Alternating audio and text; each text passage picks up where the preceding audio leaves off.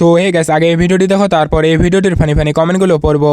Finally আমিও মা মনসার সাজটা সেজে নিলাম এবং আমার এই মা মনসার সাজটা দেখে সবাই ভয় পেয়ে গেছিল। তো হাই বন্ধুরা, আমি হচ্ছে তোমাদের প্রতিমাদি। তোমরা সবাই কেমন আছো? তো আগে তোমরা এই ভিডিওটা দেখো।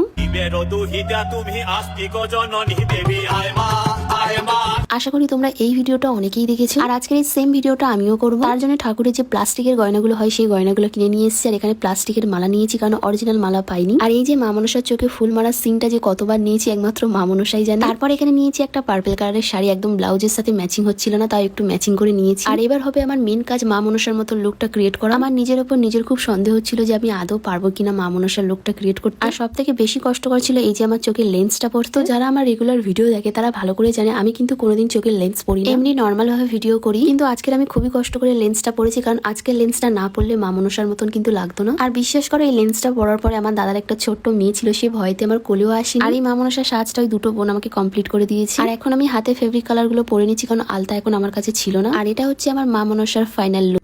সবাই সেজে ফেলেছে, তুমি একা বাদ যাবে কেন? মা মনসা তো নয়, অন্য কিছু।